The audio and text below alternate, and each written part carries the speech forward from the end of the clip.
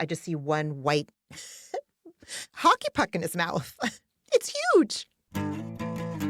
It's time to take A Therapeutic Dose, a prescription-strength reality TV podcast that explores the intersection of reality TV and therapy. Possible side effects may include entertainment, strong emotional reactions, and/or laughter. Here are your hosts, Ramona Ramirez and Margie McGee. Hello, everybody, and welcome to A Therapeutic Dose, where we meet at the intersection of reality TV and therapy. I am Margie McGee, and with me, as always, is my dear friend and co-host.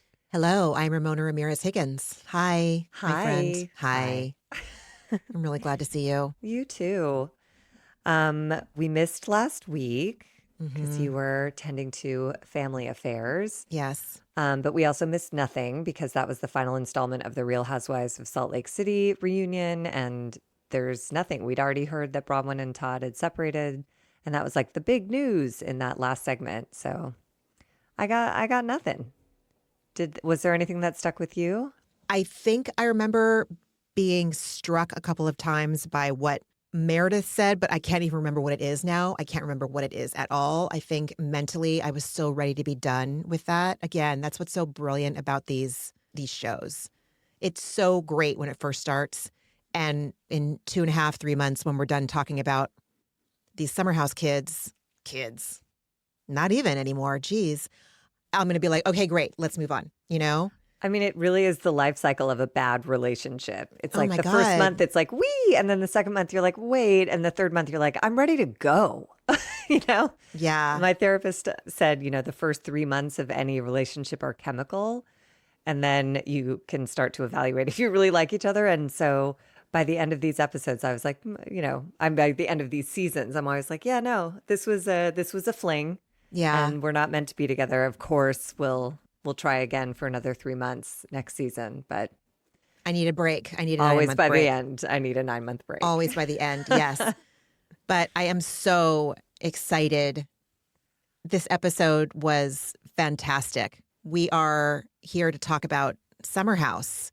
This is season 10, episode 1. And the episode that they aired is called Red, White, and Nude. I mean, Hardly nude, but it was great. And was it extra great because in November, we heard the speculations that Kyle and Amanda were living apart, and then we got confirmation of it. What was it? Right before Christmas, before Thanksgiving, right before I think a few it weeks was, ago.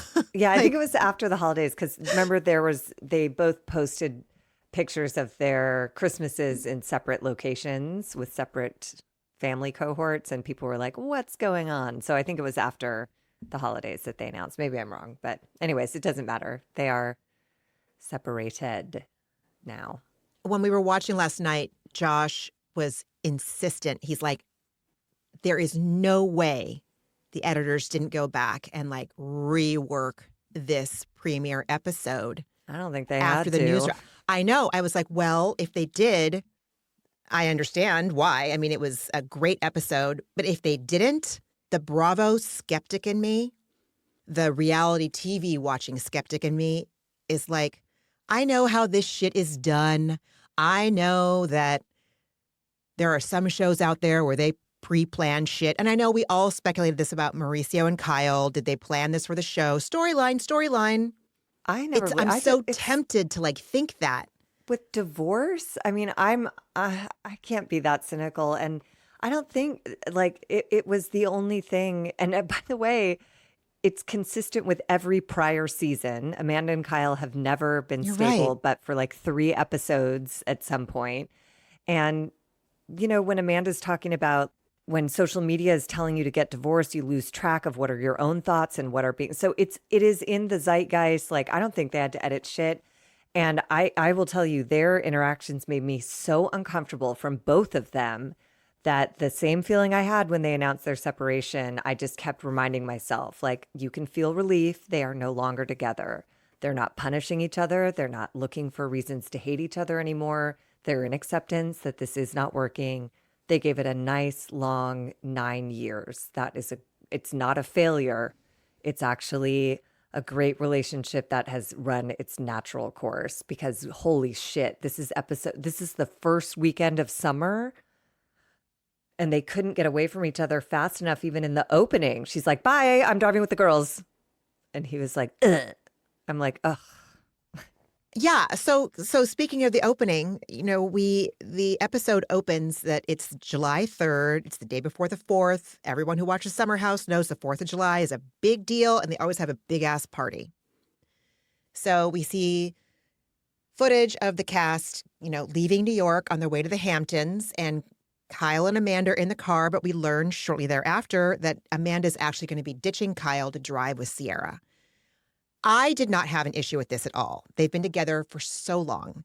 And I asked Josh, I'm like, okay, if we were going out of town with our friends, Sarah and Greg, for example, and you haven't seen Greg in a minute, and I haven't seen Sarah in a minute, would you give a rat's ass if, like, we swapped and I sat in her car and he was in yours? He's like, fuck no. I'm like, exactly. But I didn't think it was strange or odd or weird. Like, I don't know how often Ciara and Amanda see each other when they're not filming. I do believe that they're friends. I don't have any fucking idea why I think that. I don't know. They seem like they're Well, they showed us friends, footage right? of them chatting in one of their apartments. Oh, yeah, like, yeah. I do think they hang out. Yeah. I just didn't think that was weird. And Kyle was just like making it to mean something. But I'm not in a situation where the end of my marriage is going to be coming in like 9 months. Well, to me, it was just a magnifying glass on anyone who thinks workaholism is not a fatal illness with massive consequences. Look at Kyle Cook. He tells us that, oh, well, we haven't seen each other from, January to July. And I was like, and he's like, because I worked nonstop at Loverboy and then DJ every week. And I'm like, oh, so you're gone all the time. And now you expect Amanda to jump to spend a second of time with you? What do you think she's doing when you're gone? She's building a life of her own. You think she's just sitting on her hands waiting for you to return? That's not how that works. But that's what workaholism leads you to believe, that everyone else is insignificant and unimportant and you're the only one who has shit going on. And when you finally come up for air, people will applaud and rush to you and need to be by your side. Kyle is getting a whiff of like, that is not so. And in fact, in the course of DJing and separating further and further from your wife on a daily basis, she's clearly experimenting with the other shit in her life. Friendships, flirtations, business. It's not like putting a dog in a crate and it just waits till you come back to turn on again. That was unpleasant. That opening bummed me out. Everything from like, those are my DJ decks, make sure they don't fall. I was like, dude, please stop. The editing was meticulous and intentional and fantastic. She hates him. And Ciara hates him. Like, you can tell. Amanda gets in Ciara's car. They pull away and Ciara's all idiot and Amanda's all, thank God. Woo! Yeah, but it's that whole thing of like, the opposite of love is not hate. The opposite of It's love is indifference. And they are not indifferent. No. They both no. care deeply about him, which is like, again, the signature of an addict and the people who love them. If only you could just cut them off and go like, idiot, forget him. It's like, God damn it. I still love him and care about him and don't want him to self-destruct, but it's happening. And so now I have to make different choices. And that is apparently what we're going to watch unfold this season. Oh my God. Riveting. So Kyle picks up Carl and Jesse Solomon, and Carl is, he looks noticeably different from last year. We learned that he's training for the New York Marathon, and I feel like he's getting real lean from that. And his teeth just looked extra big. It's like they looked more like they fit his mouth last year, and now I feel like what happened? Like, I don't even see like the lines between I don't see separate teeth. I just see one white hockey puck in his mouth. It's huge. He sure did give us a cowboy hat to try to take our focus off his teeth. And I don't know what I needed him to do with his ears, but whatever was happening seemed not right. The hat was pushing his ears, folding his ears down. And I was like, do you tuck your ears up into the hat? Because this looks crazy with them folded down, and the hat was gigantic. And I was just like, is Kimosabe fucking coming to the Hamptons with us? And apparently it was. The hat made appearances Thursday and Friday so far. I guess next week. Did you notice that it had the Loverboy embossed in the brim? I did not. It had Loverboy embossed in the brim. So Good for I don't know. him. Maybe they did get it at Kimosabe. I mean, it's a Bravo fucking hangout now, but Sure. it's a bad hat. It was a bad hat before I saw the embossing. Carl's like, I'm the most me I've ever been. I'm like, are you? Then I guess I didn't know you at all. Because like a weird giant cowboy hat in New York City in July where there's nothing more humid than New York City in July. And you have like a leather cowboy hat. I'm just like, I'm at a loss. I really was like, well, this is a stunning look to launch us into our summer house experience this year. So But funny. okay, great. We had tight, impossibly tight white jeans, Carl. And now we have big Loverboy embossed cowboy hat, Carl. And look, for the most part, like I really appreciate Carl on this show. Oh, like, yeah, for sure. And he did say like he's been healthy for some years now, but he's finally becoming a whole human being. And I think that's really true of recovery. I don't know, from anything, but I imagine especially from drugs and alcohol, like the actual chemical shit that your brain has to come down from must take years, and to then decide who you want to be without those enhancements. I don't know. I'm proud of him. And with one exception, I appreciated most everything he said. And I also am kind of like grossed out by Jesse and West at moments. I'm like, you guys are mean girls. Like everyone talks about girls being so shitty and petty and lame. And I'm like, Jesse Solomon and West make fun of a girl for crying. They make fun of Carl for wanting to be in the mix. And they do it behind their backs. And I'm like, you guys are fucking whatever. Girls get a bad rap, but They like do. straight boyfriends are just as gnarly, if not Yeah, worse. they were being catty as fuck. Completely. Yeah. So West is driving his respective giant SUV with his friend and our new cast member, KJ. And West gives KJ some background on him, on his and Ciara's past together. And he gives him a warning, don't date your housemates. And KJ's all, hell no. Like, he wasn't planning on it, West. He wasn't planning on it. Because he very vulnerably shares right up front that he has experienced heartbreak and he is not over the pain that caused. And then he's like, I'm Drake, man. And then they both pause and giggle for a minute because I think this came out. Remember when that Drake video of him like pleasuring himself? I think it had just come out when this was filming. So I thought that was all about A minor. Like, that is like, I am not Drake, maybe. because that means I'm DMing girls that are underage. Gross. Well, all of the above. That's how I interpreted that. But That's yeah. probably right. It was a great little intro to KJ. I really liked him right from the jump. And throughout the episode, I was like, love him, love him, love him, love him. Perfect. Love. Welcome, KJ. So Ciara and Amanda pick up the two new casts, two of our new women cast members, Bailey and Levi, who have been friends for 2 years. They met on Instagram. I know about sliding into someone's DMs if you think the other person is hot, but I didn't know you could slide into someone's DMs if you're like, you look cool, I want to be your friend. I love that. Yeah. I love these two. And I love that they're friends first. Like last year we had that mess of, I don't know what happened last year. It was a disaster. But these two were friends 2 years heading into this.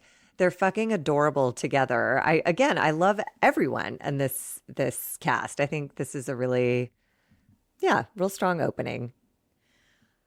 Bailey is really excited. She needs to have a fun summer, she says. And Amanda fills both of them in on her marriage a little. Bailey immediately calls out Kyle's DJ career as a midlife crisis. Amazing. Out of the mouth of babes. And Levi says DJ as a job is for people who like to stay out and party. No lies detected from the newbies. And I guess good for them for just being super honest about it. Like, they are Greek chorusing for all of us. Yeah. And we get that flashback. Like Ciara echoes it and says, becoming a DJ is a job for people who don't want to come home, and they should just stop lying about that. And then we get that little flashback to a scene with Ciara and Amanda in one of their apartments where Amanda says, I asked Kyle to stop partying and be home more, and he got a job where he's out all night partying. So I don't know. I don't feel great about it. And Ciara's like, you should be pissed about it. You deserve to be pissed about it. And I agree. We all saw her. She's not making this up. It's on camera where she said, I just want more time with you. You're always working and gone. And he's like, cool. I'm going to go away more and then mope in the car when you don't want to be around me, even though I I'm going to abandoned you. wasted on the 4th of July. And when my friend Carl asks me about you, I'm going to say, I don't know what Amanda needs to be happy. And I don't know if I can give it to her. I'm like, I know what she needs to be happy. I've known since whenever I started watching it, but like in season 1 was what, 2016 is when they shot it? 2015. It's been 10 years. This is year 10. So Ciara and the ladies in her car arrive first. They leave the trunk door open for the guys to get their shit inside. They get into the house with ease. And if you've watched Summer House, this house in particular, if you know, you know. This front door is another cast member at this point. But everyone can open this front door great this year. The house is redecorated. West and KJ arrive. They grab their respective cans of Loverboy and go to the backyard to chat with the ladies. And Ciara in her confessional says, in regards to West, in the past, it's been hard for me to process my big feelings. My goal for this summer is to be less rigid and less of a bitch. I didn't think she was a bitch necessarily last season. I think she was communicating her feelings about the situation with West in the best way she could. She had to be a little standoffish and not make him comfortable. I love this for both of them this season because the past few seasons, because you get to see how long it takes to get over someone you liked. And the first summer was just an effort to tolerate each other, and it didn't go great all the time. And both of them were affected by it. And this summer, I love Ciara's goal of like, I'm going to try to be less rigid. I'm going to try. And that's this summer. Nobody's saying like, and this summer we'll relax and be besties. Like, I'm sure I've shared, there's this guy who I dated for a year and we were like so close. Nobody makes me laugh harder. He's hilarious and delightful. And we only dated for a year, but when we broke up, we had to be separate for 5 years before we could be friends. And then we became like the best of friends. But it took 5 years when we both knew it wasn't meant to be anything more than it was. It doesn't matter how well you know that. It just takes time to process it and move through it. And I love watching both of them. Because West later says, like, this year I'm not going to let my security and self-esteem depend on how Ciara receives me. And I was like, well, that's great too. What? You're mad? No, I'm not mad at all. I'm just, what you see on my face is marvel that these kids took 9 months off from last year and they're coming back in and they're like, well, this is what I'm going to do. They got to these revelations that seem super healthy and they have like these internal boundaries. I wouldn't know how to do that without the help of people that I have to pay to help me. And maybe they did. I don't know, but I loved it. But I also just want to like acknowledge that even if they had help that first year, that's what it looks like. For sure. Even with a support staff, yeah, you might be a bitch. You might be a mess. You might try to please and have your self-esteem rely on someone. Like, it's a fucking mess. Totally. Nobody has ever gone through a breakup gracefully with someone who, in my opinion, there is no graceful way to go through a breakup with someone who you truly loved. It's just a mess, and then it gets better exponentially over time. And I love this summer for both of them. I'm really excited for both of them. Both of them. I feel glad for Ciara that she feels more relaxed this year. And like what nobody told me, because, you know, our generation were told like, find someone and get married. That's what you got to do. We weren't told that maybe part of the point of a relationship is realize and experience some growth. And both of these guys have grown from that relationship. And it looks like it's complicated because there is a scene, you know, from later in the season of the two of them talking about how in tears, talking about how they miss each other because it's fucking complicated. Yeah. But they have clearly affected each other in a positive way because both of them have grown. It's fucking gorgeous. Yeah, I loved it. I'm excited to see what happens. Me too. KJ, in his confessional, tells us that he is a model and a pro skateboarder. KJ went viral for a trick he invented. It was pretty fucking cool. It was really good. Yeah. Yeah. I kind of love people who just do what they love and go viral honestly, not because they're trying to or totally posting 3 times a day because that's what it takes to get. He just did something that he's fucking good at And we later find out it's something he does to soothe his anxiety. He wasn't doing anything to go viral. He just was doing something that is a mental health tool for him. And it changed his life. And I fucking live for that. Love Gorgeous. it. Love it so much. So he ended up in New York after being scared of it, but fascinated at the same time. He moved and realized, oh my God, I love it. I love the edginess. Great. I love New York. This is great. I wonder if that's like characteristic of people with anxiety because, I always am concerned that people are lying to me and thus I hate liars so much. Like, I wonder because he said everyone in the Midwest is kind for no reason. And he's like, I guess in New York, I just like people who are a bit mean, And I'm like, because you feel like you can trust them more if they're just direct. And, Fascinating. Yeah. Yeah. Because I feel that way sometimes too when people are too overly nice and appreciative of me. I'm like, is that true? Or are you? Yeah. It makes me suspicious. Are you putting me on? Right, Yeah, right. In a really weird way. Are you going to pull a West and Jesse and say like, everybody cries in this house, feel free to cry, and then go upstairs to the room and be like, the new guys are crying. Oh my God. Dicks. Anyways. Kyle, Carl, and Jesse arrive. Introductions are made with everybody in the cast in the kitchen.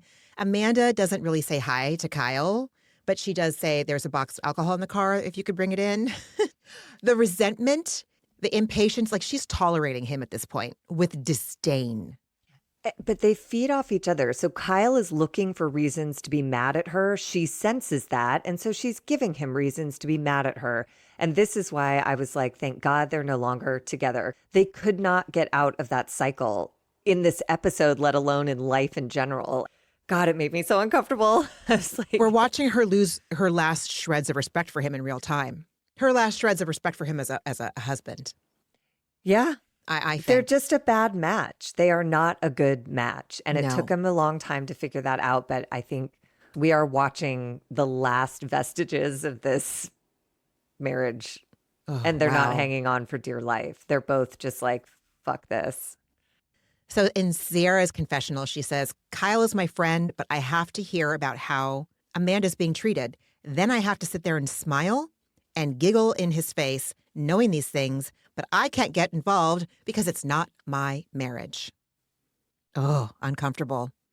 This is why I love Ciara, because Kyle comes in and he's like, it's about to rain outside. Everybody get their shit. And Ciara's like, you can grab ours. The trunk is open. And he's like, what, your arms don't work? And she starts to snap. And she's like, no, they don't, but yours do. She's literally like, go fuck, like, be helpful. Don't just be like a petty, whiny dick. So as much as she's saying, I have to smile and giggle in your face, she's not. She's really actually clear. Talk about like authenticity and not feeling like you're being duped ever. Ciara is incapable of bullshit. And I loved her in that moment of being like, no, my arms don't work, but yours do. Help, go do something. So the cast pick their rooms. Levi and Bailey are sharing theirs. Amanda and Kyle get the primary room that they always get. And no matter how many times these homeowners or whoever owns this house change the furniture or the decor, they neglect to get rid of that monstrosity of an oppressive beast of a shelving system in that primary bedroom. It is so 90s and so ugly. And at this point, it's just another fucking character like the goddamn front door. It just is. And then Carl starts spraying something that it looked like cologne in his room to get rid of the bad vibes and the bad. And I don't know whose room it was before. He wanted to get rid of alleged bad vibes and bring in good vibes and bring in positivity. Hilarious. And in his confessional, Carl says, summer 2025 is the summer of Carl. Training for marathon, healthy, sober for years. Feels like everything's finally gelling. And he calls himself as the annoying runner guy. And I remember, Margie, how many LA marathons did you run?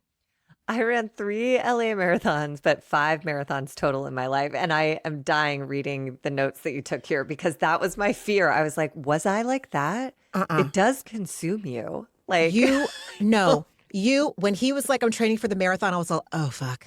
Because Radzawell, remember anyone watched Roni when Radzi did the marathon? It's like we were all it was scarred. It was her whole personality. And Margie, you were just the least vegan you could possibly be of people that train for marathons. You know what I'm saying? How vegans are always like, God bless. It's God so bless. funny that you say that Lots because of, it's literally what I thought. My friend Drew Droege always says, I've never met a quiet vegan. They're always God happy bless. to fucking tell you. And that was my first thought when Carl was like, I'm the annoying runner guy. I'm the annoying marathon guy. And I was like, oh my God, was I that? Because the No. number of times he tells people, I ran 8 miles. I just ran 8 miles. I ran 8 miles this morning. How's your training going? I ran 8. Shut up. No. Just shut up and run the marathon. Like, please leave us alone. Or we'll ask if we're curious how many miles you ran. Yeah. Like, No, shut the it. most you said is like when you met with like your running group or when you were having to do a run. I'd be like, "Hey, can you go to coffee?" No, I'm running. I'm training. It's like, "Okay." It was so unobtrusive when you did the marathon. I mean, that I hope so, because Marathons.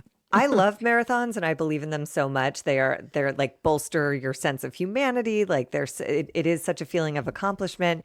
And for the record, every single marathon I ran, the reason I know I ran 5 is because I ran each one after a heartbreak. So that was how I dealt with my breakups. Was the first one I ran with a boyfriend, but then the remaining 4 were to get me through wretched heartbreak. It gave me structure. It gave me something to do. It gave me focus. And it took me 5 months to train for marathons. So like by the time 5 months was over, I'm like, all right, I feel like shit, but I can still survive this heartbreak. You know, I did something and that occupied some time and headspace. And it was very helpful on that front. So for what it's worth, coping mechanism. Carl could take a page from the Margie McGee book about how to run a marathon. Don't listen to me. I'm just being a dick. You can do whatever you want if you run a marathon. At least Carl acknowledged that he was the annoying marathon guy. Yeah, I wish he yeah. would do something about it, but that's neither here nor there. Oh. So we see Jesse in his room and Ciara is checking it out with him. And he tells her, I have an open door policy. And so they start to get like comfy on his bed, just like catch up as friends. And again, what is it with this fucking cast and the shoes on the goddamn bed? It is so gross. And she calls him like anal when she takes his shoes off or her shoes off to like put her feet on the bed. I'm all, it's not anal, man. You walk through excrement. Get it off the fucking bed. You might walk through pollen. Get it off the fucking bed. It's gross. It is gross. I think they think about it as like, this is a weekend house. So it's like not my shit. So I'll just put dirt and pollen and poop on it and who cares? But no it does suitcases, no shoes. Ugh, gross.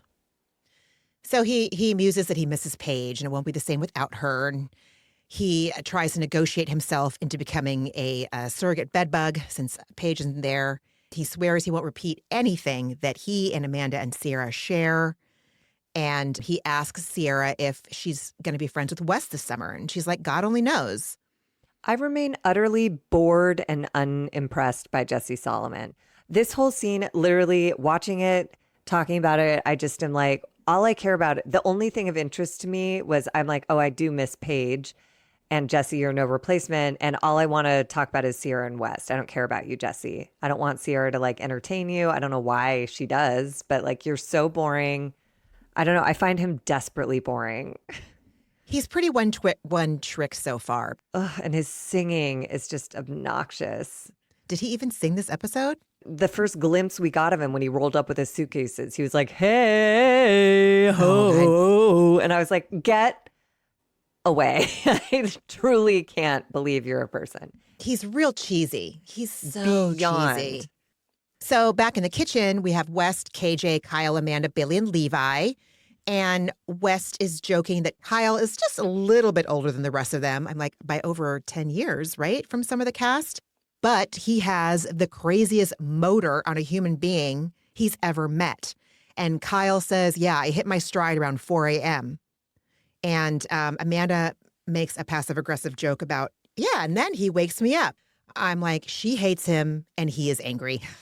Well, and then I was happy for her that one of them said, Bailey said, like Amanda says, and then he wakes me up when he gets home at 4 a.m. And one of them, Bailey, one of the new girls, was like, oh, God, no. Yeah. You know, and it was like, Yeah. I was like, yeah, it is affirming probably to hear like, that's not cool. And then in this episode, he does just that. So he is just not capable of hearing anyone, anything, or any change. Good Lord. I did love when KJ went to join Ciara on the couch. And now, after the fact, we learned that he has anxiety. And I really felt for him because I was like, oh, this was interesting that he says that he's more comfortable around women because he was raised by his mom and has two sisters. And they find out that Ciara and KJ, both of their moms are nurses. He's like really delighted and interested to find out that Ciara is also a nurse. Like he's really listening. He's not there to like get in anyone's pants, which I think maybe is what struck me as unusual on Summer House. I was like, what is different about this conversation?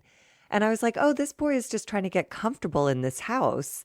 And little did I know that he suffers from anxiety. So he saw a safe space. He's like, there's a woman who seems like reliable and available. I'm going to go introduce myself and acquaint myself with her. I just thought that moment was lovely. I love that scene so much. I loved it. I loved that. I loved everything he said. I loved learning about his childhood that informed so much about, well, again, I'm projecting. From what we've seen, it seemed to inform a lot. And I thought it was so sweet. It was so sweet. And he seems really aware because, like, we did find out, I guess he was born in Arizona, but then his parents divorced when he was just 10. And his mom moved him and his sisters to, where the fuck is Missouri? Missouri? Are they from Kansas City? Yeah. Is that where I they're think from? so. Where the hell now is... all of a sudden I'm getting everyone mixed up with Luke. But I shouldn't, because I know that Wes is they're both from the Midwest, right? Well, they're from the same place, so it must be Missouri. Anyways, it doesn't matter. Whatever. Sorry to those men. Yes. He seems to be really, I don't remember ever telling my family story like that when I was that age. He tells it with some appropriate distance, and later we find out he has great awareness of how it's affected him and the methods he's using to manage it for now with room to grow. You know, I like this kid a lot. I think Darling. he's great. Yep. So the cast sits down for dinner, and Carl stands at the head of the table to welcome everyone to the house, and he's wearing his big dumb hat. And he mentions, like, there's lots of single people here. And someone says, everyone's single except for the married couple. And Kyle holds up his hand and says, we forgot our hardware. And neither of them are wearing their wedding rings. And Amanda says, well, Kyle lost his, and I'm not going to wear mine until he replaces it. And I was all, oh, Cut shots to never. fucking fired, right? Like, there's a lot going on. I don't even want to know the story of when or how he lost it. It feels I like don't it was either. like a night out, and that is just such bad form. It is. And so Levi shares that she just got out of a 12-year relationship. Well, she was in a 12-year relationship that ended 2 years before. And they started going out when she was 15 years old. Her entire fucking 20s. Oh my God. I looked at Josh and I was like, her whole 20s? Her whole 20s. She was in a relationship. Like, looking back at my 20s, like, they were so formative, informative, chaotic. Parts were toxic, but the through line was fucking fun. Seattle in the 90s, fucking fun. LA in the 2000s, fucking fun. 20s, obviously, like, full of tears and heartache and dumb boys and drama. I felt bad for her. I was like, that's sad. And you know what? I don't get to say that. I don't get to say that. I don't get to project. That's not okay. You can. I just like, it just made me wonder, like, maybe she came from a really healthy home, and like, maybe that's what the result of that is. There's a young person in my life who's been in a long-term relationship that started in their teens, and I don't, who am I to say? I don't know. Yeah. My aunt and uncle met on their very first day of college and were together till death. So they met when they were 17 and 18 and made it to the grave. Not that it was easy over all those decades, but like, I found it fascinating because that is a lot of growth. But if you're growing together with someone, maybe it's not terrible. And clearly, surely the last like 4 years were probably awful, and it just takes a while to like let go. But I don't know. And I'm excited for her to like Have a rumspringa? yeah. Yeah, totally. What a good time to like. Totally. And I love that she had no shame about it. So yeah, because Bailey was like, you have no dating experience. And she was like, no. Yeah. And I Oh, was like, no. oh, cool. I'm not shaming her either, by No, the no, way. no. I'm I didn't- no, I'm absolutely not. not shaming her. Of course not. Because if you're with someone and you're in love with them and it just so happens that you fell in love with them when you were 15 and it didn't end until you were in your, mid to late 20s. Like, there's nothing you can do about that. All I'm saying is that, like, for me, well, I can't compare anything to, like, I can't compare it. All I have is my own experience. And like, when I look back on my 20s now, I'm like, fuck, I could write a book, you know? It wasn't that dramatic, but it was also really fucking fun. It was so fun and so gnarly sometimes too. But that's what I want independent young people to have fun and get to know themselves. But she can do it. She's just going to be a late bloomer. And she doesn't, I am not an expert on what you should be doing when you're in your 20s. Clearly, I'm not an expert. I was a late bloomer. Anyway. So, Bailey then shares that she was in a relationship for 2 years and he broke up with her at Sweetgreen. I don't remember how long ago was it? Was it like last summer? That's last what she summer. said. So like this summer is so important to her because last summer was the worst like time in her life because he cheated on her and told her to meet him at Sweetgreen and didn't reveal any of the cheating. He just had packed all his bags and said, "I'm leaving." And she was like, "Where the fuck are you going?" And he apparently moved to LA that minute and just left her. And she was devastated and she's sobbing, saying it's the most, it was the worst time of her life. And I believe that. A first heartbreak is like wrenching. I mean, that is traumatic. To be broken up with out of the blue at a Sweetgreen after you spent money on a salmon salad for them, that's traumatizing. That was terrible, the way that he ended that. So she starts crying and then apologizes after the fact. And KJ very adamantly was like, don't ever apologize for crying. I could cry just saying it. I know. This is a man with sisters. I love it. I have said it so many times to people, like, I'm sorry. I'm like, oh my God, don't. I've said it to people on TV when they start crying and they're like, I apologize. I'm like, why are you crying? Why are you apologizing for crying? Anyway, and Carl says, listen, everybody in this house has cried in some room in this house at least once. Don't trip. And then Ciara says, yeah, especially Kyle. And it's true. But Kyle just happens to be fucking wasted 9 times out of 10 when he cries. Which I don't think it counts when you cry when you're wasted. I don't know what to make of Kyle. You're right. So Bailey asks Kyle about his DJ career, and Amanda answers instead. She says, I wanted to start my own business. He got so mad about it, he decided that he wanted to be a DJ to spite me. Wow. She's fed up. She's impatient. This is so... Oh, more than that. She wants out. This is scorched earth. She pulled the pin on the grenade and threw it. And we're just waiting for it to... Like, it's so true. Like she said, where's the lie? Because we see the flashback of when Kyle's yelling like, she's going to start her own business. You know what I want? I want to be a DJ. And then he becomes a DJ. Good for him. Again, they're both just trying to hurt each other, which is the part that makes me so sick and very grateful their relationship is over, even though I'm very sad for them to have to go through that kind of a breakup, a divorce eventually. This is so toxic. Amanda's comment is toxic. This whole dinner is toxic for both of them. He's terrible to her. She's awful right back. I'm just like, oh my God, please get a divorce and leave us alone. I can't. Yeah. It's such a horrible dynamic to put other people through. It's really painful. So he tells the table that it's been a real joy merging all the hard work of Loverboy with people enjoying it while he plays music. And while he's saying this, Amanda turns to Ciara and says, oh, I love how he's spinning this. No pun intended. And Kyle says, my wife never asks me questions and now she's not listening. Well, and also she's not asking you questions about this because she actually clearly said, please be home more and stop partying so much. And he said, I'm going to be a DJ. And again, I love later when Amanda and Ciara are talking and she's like, I have a friend who's a DJ and he plays his set and he comes home to his wife and kids. That's also an option. But Kyle is not doing this for a love of music or artistry. He's doing this to get the fuck out of his house because either he's miserable in his marriage or he's a workaholic or both.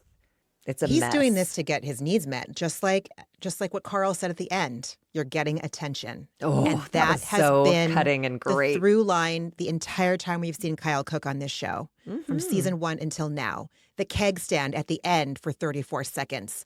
all of the times that he does all of his bullshit is to get attention. And it makes me so uncomfortable. It makes my skin crawl. And it makes me not have respect for him. And it gives me the ick.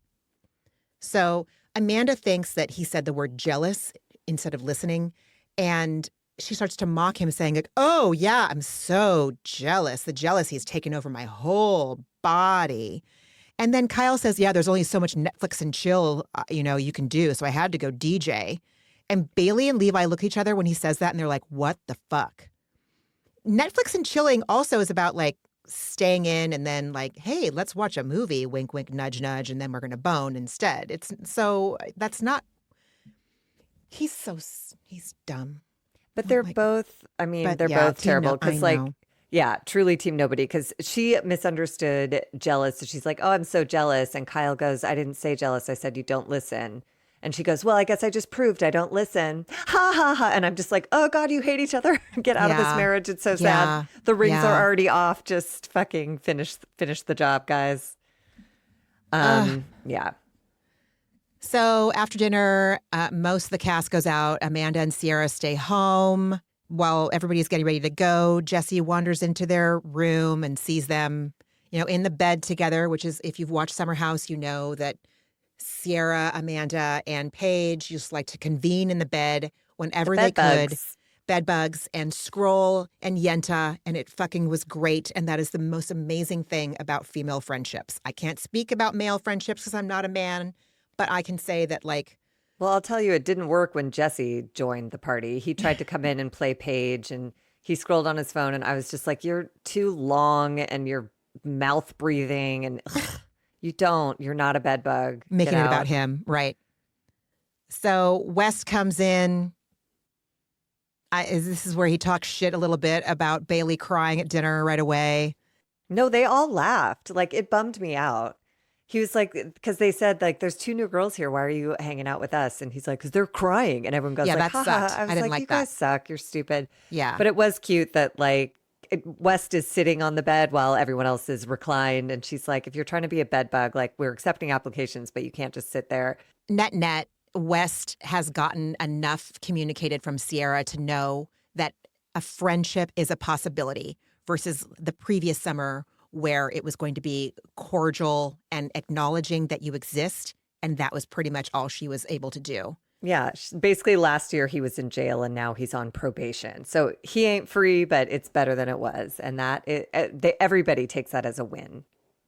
So then we cut to Kyle in his and Amanda's room, and he's muttering to himself, every summer Amanda acts like I don't exist. She just doesn't like to fuck with me. And I was like, oh my fucking God.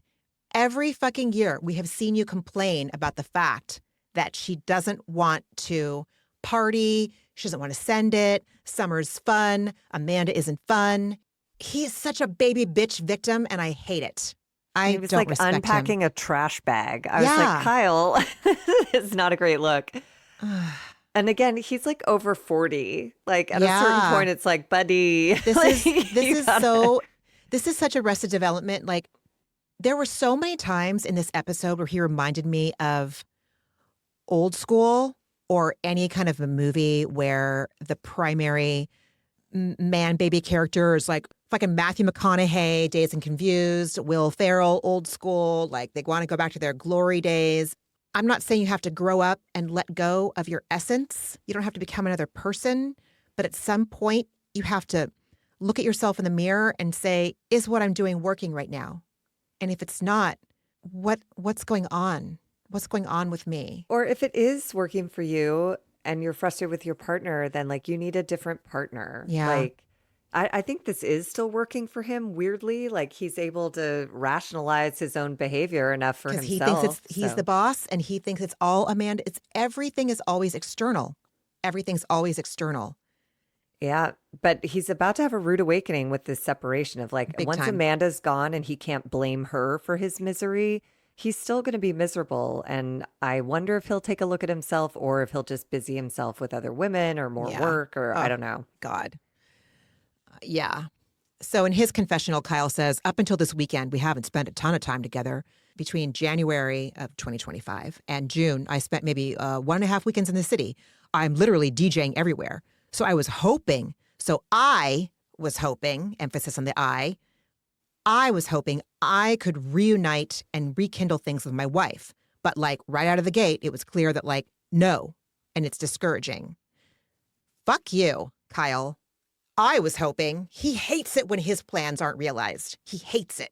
And why is it surprising? She was explicit about not being thrilled about him being gone when he was only working at Loverboy full time. And you just told us you were home 3 days in 6 months. That's insanity. I would be so resentful. Like you said, it's so dismissive of her experience and her needs in this relationship. He's like, well, I'm here now. And she's like, right. But what I asked for was you to not be gone all that other time. Oh, but who cares about that? I'm here now and I want to spend time with you now. So I want this now. So what's wrong with you? You said you wanted time with me. It's like, right, but not always on your schedule and your terms. And that's where narcissists get confused. Because they're like, I am giving what you want now that I want it.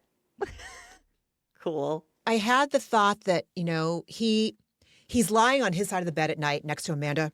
And he's like, okay, well, we're going to start recording the show. And that's when we'll be able to rekindle things. And so he makes this whole plan and scheme in his head and just assumes that everyone's going to, go along with it, even if he doesn't communicate it or if he whatever. But there's no room for other people to have their own experience. And then he gets angry. So everyone leaves for the club except for Amanda and Ciara. And Ciara says she's stoked on how open the new people seem. I agree. And Amanda agrees that the 2025 Summer House group seems good. And then Ciara asks Amanda how her marriage is going. Amanda says, Kyle gets on my nerves. And Amanda says, some friends told me that, like what you just said, they have a friend that is a DJ, and they just had a kid. So he just comes home right after his set. And she's like, not Kyle. He drinks after. He hangs out with the club owner, hangs out with fans. There was another rumor that was sent to Page Six that apparently they got squashed. And she says, the fact that I'm numb to it now scares me. I shouldn't feel that way. And I was like, oh, shit. Because we've seen Amanda have this kind of energy maybe like once or twice an episode. But it's never been this much like straight up palpable resentment and disdain and disgust for her husband the way it's been at this point. Maybe we're 35 minutes into this episode. And it's worse. I mean? It's even worse than like disdain. It's resignation. Yeah. She's just like, I don't know, dude, I'm done. She's just has nothing in the tank for him at all anymore. She really gave it all. That's exactly it.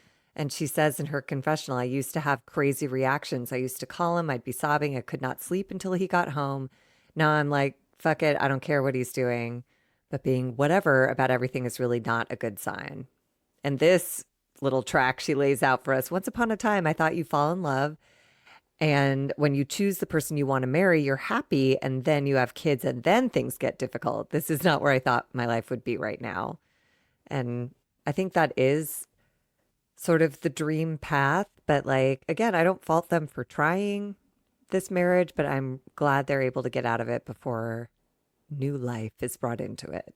Oh my God. Honestly. Yeah. So Amanda tells Ciara that she has been dealing with his behavior for 10 years and he seems happier. And that's why she puts up with it. Oh God. And then Ciara asks like, are you happier though? And Amanda says, probably not. Ciara tells her, I'm worried for you because you did not sign up to be with a fucking DJ. And again, it's not to say you can't grow with someone, but he is just not listening to her at all. We've watched her say for years, I want more time with you. Oh, the pressure of Loverboy. You don't understand. I'm dealing with real life shit here. Remember there was a dinner where he like banged the table and yelled about that? So for years, she's been asking for more of his time, more of his attention, more of his affection. And his answer is just to work more and be away more. And I think that's what Ciara is talking about. It's like you didn't sign up for someone to leave you more and more on a weekly basis. It's just sad. So we see footage of the cast partying it up. Kyle just looks like a fool. It just was embarrassing. So they all come home and then we see Kyle Kyling and he wakes Amanda up to ask if she has an eye mask. He tells her goodnight, but she just turns over to go back to sleep.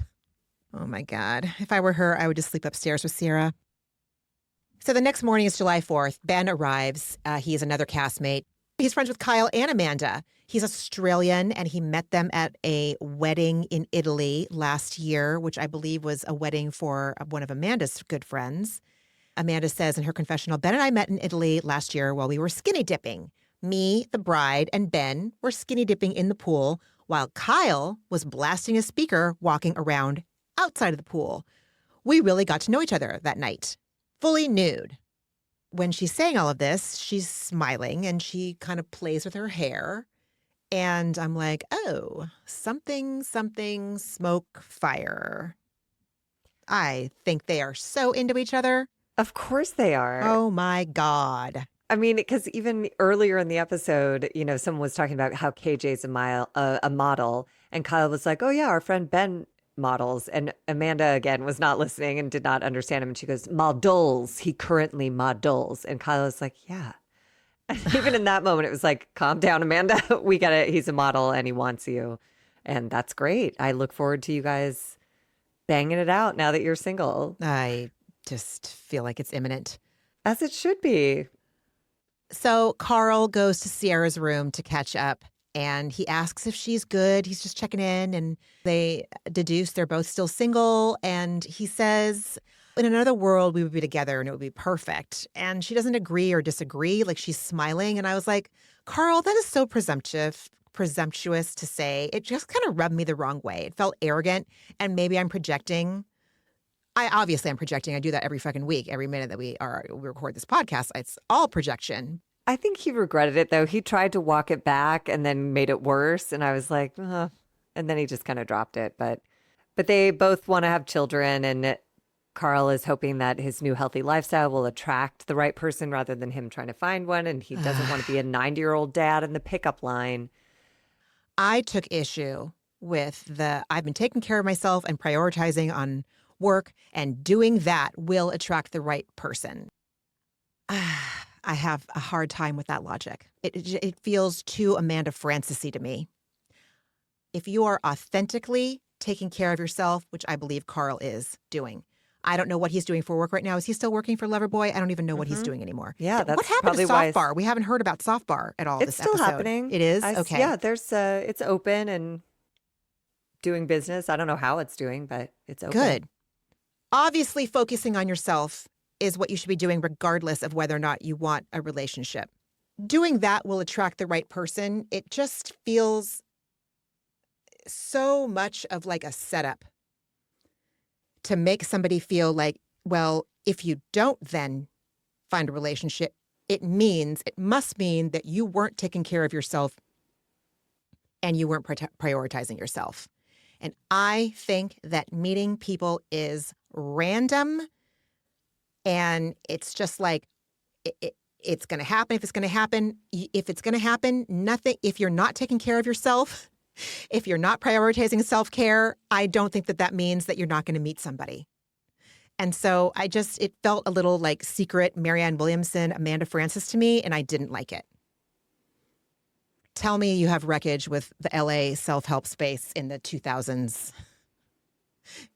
without telling me you have issues with the but he's also like at just the right place in his recovery where I think that is the time when you start to, and it is better. I get it. To not be grasping out into the world and to try to be a lighthouse instead. And Sure.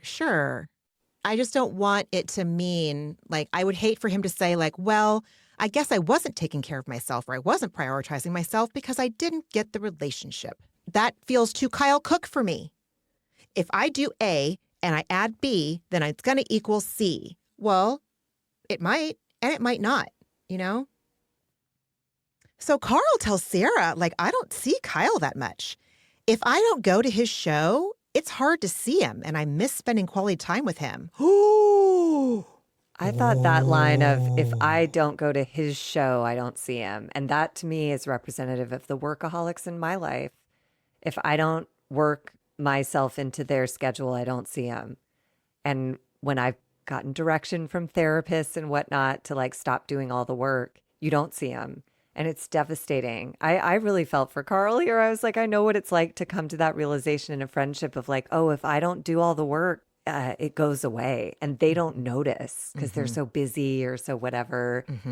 it just is painful. Mm-hmm. And I loved Carl's confessional where he says, Kyle's an amazing person. We all love his energy and his time and his attention. But I think as his friend, I'm not getting that.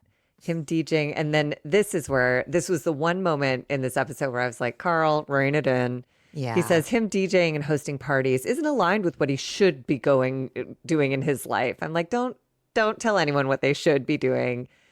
Because I think he should be DJing so that this marriage can come to an end before children enter the picture. You know, I think this was an important step for Kyle and Amanda to free them both and send them on their new next paths. He says that he should be committing to his wife, getting back to a good foundation in his relationship, and planning a future in that relationship. I mean, that would be what he agreed to in his vows. And it's what he says he's wanted. He says he wants a kid. And that it was last year, it was like, I want a kid, but Amanda. Yeah, reality is proving that something different is going on with Kyle. And I think Carl is still not in acceptance of that yet either in this moment. Ciara says to Carl, the DJ thing is ridiculous. You're staying out all night, you're drinking, you're hanging out with random people. And Carl says, that's the part that makes me nervous for Kyle and Amanda. And then Carl tells Ciara that 4 or 5 months ago, Kyle was going to a DJ set at Penn State on a Thursday night. And that was kind of like, bro, you're going to go to a college on a Thursday. Yeah, embarrassing. Old School, the movie, but make it Bravo. That's like all I could think. I would be mortified. Hey, I'm going to go do a DJ set. I want to have a baby, and my wife would like me to be at home, but I'm going to go do a DJ set at a college. Yeah, again, they're just in that toxic cycle of like, my wife wants me to be at home, but she's a bitch, so why would I be at home? I'm gonna go she doesn't DJ. want to send it. But then Amanda's at home going like, I asked him to stay home, and then he goes and does this, so fuck him. I'm going to be mean to him when he gets home. Then he gets home, and she's a bitch, so he goes, like they cannot get out of causing each other harm and pain and injury. Like, it makes me so ill. It is so hard to be in a relationship with someone who is bypassing stuff and working too much or drinking too much. Ciara asks Carl if Kyle thinks anything's wrong, and he says, I think he thinks that there's things that they need to work on, but the bottom line, Carl says, it looks like they're just living separate lives. Yeah, for sure. Ay. So then they're setting up for their party. It's a county fair theme, and so they have game booths set up. There's a mini merry-go-round. Fair animals have been delivered. I wasn't too stoked on that. Yes, they're darling, but I'm not cool on baby goats in a teeny tiny pen so that drunk people can come like bug them. It was really, I don't like it at all. But this is where we have that sweet scene where we see West asking KJ as they're setting up, hey, how did your first morning go? And KJ said, I felt anxious, but no one knew because I was just quiet. And West says, do you like it if people check in on you in those situations? I loved that so much that West, like, he didn't just go, oh, I'm sorry, man, that sucks. Like, he asked him, like, hey, how can I support you in this? But he didn't even put that kind of onus on KJ. Exactly. He said, do you like when people check in on you? And KJ goes, I mean, like, yeah. Yeah. And West goes, well, that's what we're doing right now. I got you. And KJ says, thank you, man. And I was like, oh my God, I love these boys. And also, like, no wonder Ciara fell in love with him. Like, West does have some Arrested Development issues, but in there is a really good guy. And in moments like this, you see it because he's, this isn't about like trying to get ass from KJ. Like, he actually gives a shit and cares to ask how the first night in a weird situation is. You're in a house with cameras all over the fucking place with a bunch of strangers who are loaded. Oh my God. I would have anxiety too. Totally. And how sweet to take that time when they were separate from the group to check in on his friend. So then in his confessional, KJ says, I've had anxiety since I was 14. I think that's why skating has been so great for me. I'm least anxious when I'm doing extreme maneuvers. It's the daredevil or I shut down. As an adult, right now, that's how I handle anxiety. And I just wrote, you're doing great. But he said, I love that he said, as an adult right now, that's how I handle anxiety. And he said it with a laugh, which indicates to me that like he knows this isn't it. He's not just going to have these two extremes his whole life, like skateboarding or shutting down. I love that he's not rushing his growth, but he knows there's room to grow. I just think everybody's, like you said, doing great. Everything takes time. Yeah. And there's a lot of patience that both of these men are exhibiting in this conversation. I love that. That conversation gave me hope to see two young. Listen, if we break it down, like okay, I might go. Hold on, come with me on this ride for a minute. He's a model. West is a personality with a blue check mark on all of his social media accounts. They can take the Kyle Cook route and get external validation till the cows come home. Both of them can. Pro skateboarder and a model? Are you fucking kidding me? Are you kidding? Please. Like, he doesn't have to do inner work if he doesn't want to, you know? He doesn't have to be aware of his feelings if he doesn't want to. He is still going to be fine because he's a model and a pro skateboarder. West, charming, adorable, sense of humor, on Bravo, doesn't have to do any introspection. He's going to be fine. But they're doing it, it seems like, just from this conversation. And so I'm glad. Does that make sense what I was saying? Yeah. You know, Kyle doesn't have to do anything. He's got a blue check mark. He's a Bravo personality, a prolific Bravo personality. He doesn't have to change either, but he gets to be Kyle. I'd rather be West or KJ based on what I've seen from them this episode than be Kyle Cook. That's all I'm trying to say. You know? Yeah. Yeah. Anyway, so Ben, Amanda, and Ciara are in the kitchen. Amanda tells Ciara Ben was on The Bachelor in Australia. He was one of the 3 bachelors that people were competing to be with on that season. And in his confessional, Ben says, I walk in, there's cameras in my face, girls all over, producers asking me if I'm ready to fall in love, telling me if I don't open up, all of Australia is going to think I'm an asshole. It's adorable. So he was kind of like shot into that. No, but what came of it I thought was lovely is that he realized that he didn't want to be perceived as an asshole. So he did try. Mm-hmm. And I haven't seen this season, but it sounds like he was like, all right, I will try to open up. And it sounds like he learned something from it. Again, Yes. Obviously he didn't get married as a result, or he wouldn't be on Summer House and skinny dipping with Amanda. But again, everything is just growth to take you to your next chapter, you know? Totally. And I like him. I think he seems great. Yeah. I don't know. You don't like him. I just don't know yet. Like, Yeah. he hasn't shown me enough of his personality. Like, I've already seen KJ's personality. Like, the anxiety in me sees the anxiety in him. The being forthcoming about what his experience was that morning, I could do that too. Like, I was anxious this morning. That's what was going on. I was anxious and in my head, and it was kind of fucked up. All I know about Ben so far is that he was on The Bachelor and he's seen Amanda's boobs. I am not compelled in any way, shape, or form by this young man at all. That's what I'm trying to say. There's nothing compelling about him, but I want to get to know more about KJ. And I want to get to know more about how West grew since last summer. Yeah, and I'm not compelled by Jesse at all right now. Because again, he's just showing same, if that makes sense. He's a snooze. Jessie feels like a pick-me girl. Again, all of these terms that are associated with women, I just feel like Jessie embodies them more than any woman or girl I've ever met. Such a good point. So Ciara sees all the county fair animals that have been delivered in the backyard, and she's freaking out with glee. It's so cute. She It just is. goes out in her, like, these moments with Ciara make me love her when she's so gorgeous, and she jogs out in her like tiny bikini and then just like squats down to get eye to eye with the goats. I was like, you're so you, and I just love that. Mm-hmm. There's no awareness of cameras or any of it. She's just like, yay, baby animals. Yeah, And, exactly. Like, is in it. I love it. Cut to Kyle, who is watching Amanda play with the chickens, and he's like, oh, Amanda, here I was thinking you don't know how to handle cocks. Take note. Fuck you. And Ew. then just silence from everyone. Like, I swear, even the goats were like, dude. Right? Honestly. Honestly. Daphne the donkey was like, sir. Right?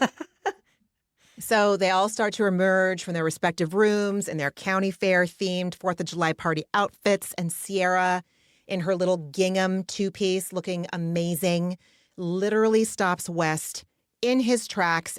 He's all, I like your outfit. I bet you do.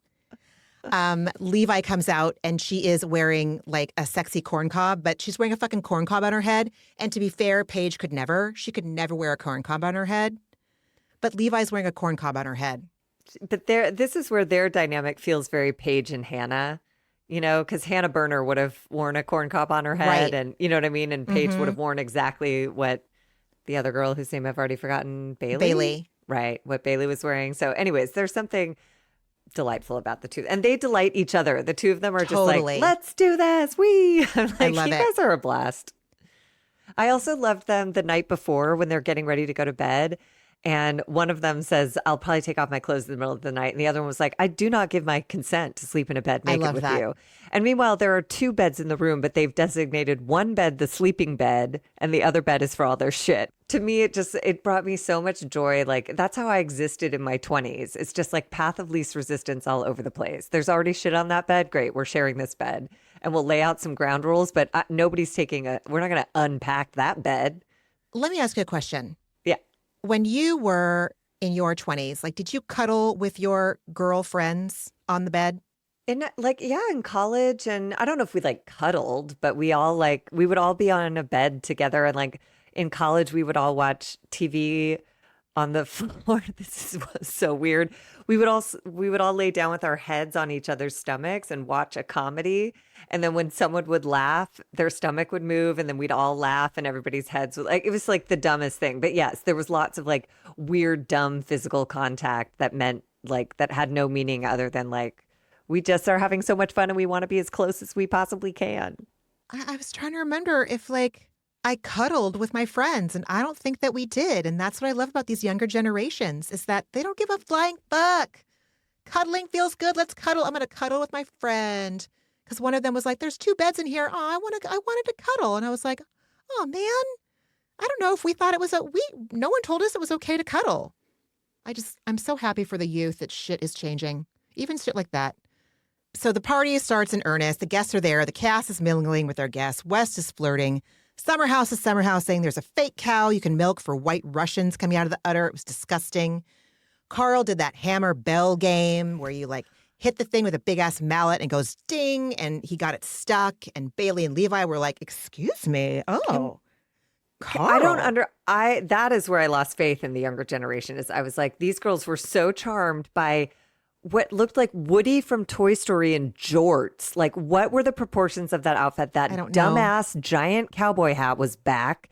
And I was like, Carl, you're better than what you're wearing. Does he have a stylist? And if so, did anyone measure his waist and stop putting his clothes at his natural waist because he looks like a children's toy? And also the jorts. It's the summer of jorts.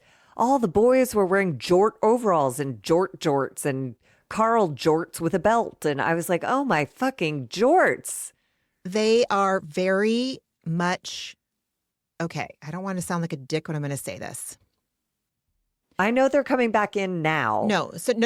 They're having a county fair theme party. Fair. And so when they hear county theme, there's not a lot of like thought. They're just like, what is the first thing that I think of? I think of a piece of hay coming out of my mouth and overalls with one strap off. So like, that's where they stop. They don't think, could I wear X, Y, or Z? You just made it all make sense. Do you know what I'm saying? Like, yes, they just I are do. Like, what county fair costume on Amazon? Search. There it is. Add to cart. So like, first thought. Period. They don't. There's no deep shit going on. Yes, yes, so, I appreciate that. Thank you for bringing me back down to earth. Okay, it's just because like I love a theme costume party so much, and I put probably too much effort into it. But I love clothes and I love dressing up, and so I want to commit. I want to fucking commit. That wouldn't be my choice to wear what Carl wore, but No, but I understand now why all the boys were in jorts, because they were like, cool party, jorts, go. Yeah. It's like, all right, great. Yeah. So we see Ciara saying to Jesse, like, I don't know, this might sound conceited, but I wonder if West got these animals for this party because he knew that I love these animals so much and that it would be like kind of like a peace offering. And Jesse's all, I don't think that's why, but He weirdly like misled her though. He's like, I think these were a peace offering from West. And he's like, oh, he told me that's what they were. And she was like, really? And he was like, no. Yeah. And I was like, Jesse, you suck. Yeah, he You're a does. I turd. think because he doesn't want anyone to give him give anybody else attention.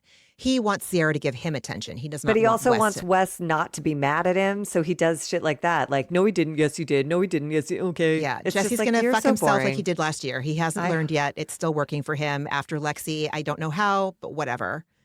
We'll see. This is episode 1. Well, that's episode 1. Though this was wild. Kyle probably doesn't know that like cameras are on him when he's having this conversation with 2 guests at the party, but he's mic'd. He and knows he's mic'd. He knows he's mic'd. He starts So wiggling around trying to get it away. Kyle is talking to 2 guests. We don't even see their names. We don't even actually get to see all of their faces. He's talking to a woman and a man, and the woman says, "Hey, how's your DJ going?" And he's like, "Well, Amanda doesn't make an effort to come see me, and I'm freaked out that we're such polar opposites." And, he's already like the slurring is kind of starting to come in. So he's just going to be real injudicious about who he decides to like tell stuff about his marriage to. While he's saying these things, the editors insert a cut of Amanda on the merry-go-round going, "I want to get off of this ride." And I was all, "Oh, I bet you do." And that was so intentional. Like, this is fucking high goddamn fucking art these editors are doing, okay? This is like, they're putting in symbolism. This is Shakespearean. This is all the shit. The woman that Kyle is talking to, she's like, "Oh, I'm so sorry, babe." Like, she's like, "That mean Amanda isn't going to come out and watch you be a DJ in the middle of the fucking night, even though you're in your mid fucking 40s and you say you want to have a kid. But go off." The next thing we see is Amanda and Ben are at one of the game booths where you have to throw a baseball through a mouth. And there's so many double entendres flying. It's hard. Go higher. Get it in the hole. Some shit like that. Like, it's just like, okay, we get it. We get it. Like, he picks her up by the waist, her bare waist. His hands are on her bare waist to like get her out of the booth. It just seems a little, there are some boundaries. There's some boundaries that are being crossed.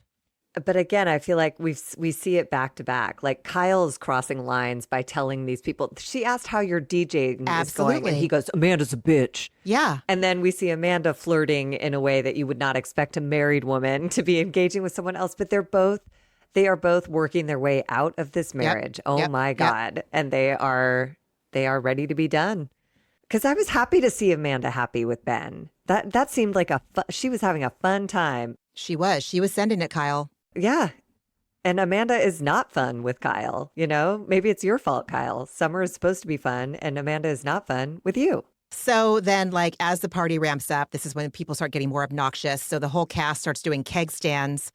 So we see them all doing their keg stands and they're like, 5-10 seconds long, whatever. So of course, Kyle goes up for his keg stand and it's 36 seconds because so long. It was so long. To be upside down, not drinking, 36 seconds is a long time. Kyle loves the spotlight. He loves to get those needs met by outside validation. He's on TV. He's a DJ. And now he's doing the keg stand for 36 seconds. So all 200 people in the party can see him do it. He's exhausting. But it also is weird because if he has some sort of addictive personality, he's doing the thing where they start to take it too far. Like, everybody at the keg stand, it's not fun for anyone anymore. They're like, "Come on, man, tap out, tap out." 10 seconds before he taps out, people are like, "Dude, come on, it's not fun anymore." Now you're making everyone uncomfortable with how far you're going. It's like, remember when James Kennedy drank straight from the Fireball bottle when he was already shit-faced and everyone was like, "This is not like a fun party trick you're doing, dude. You're fucking freaking everyone out." Kyle is taking this to a level that he's not reading the room anymore and it's getting like dark. He's the drunk at the bonfire with the acoustic guitar when you're in high school or college. And that's where you are on every Friday or Saturday night. It's like 1 o'clock in the morning. You're at La Jolla Shores and some dude gets the guitar out and they play the same fucking Violent Femmes song on acoustic guitar that they do every fucking week. And they hold everybody hostage. And all I want to do is get the fuck out.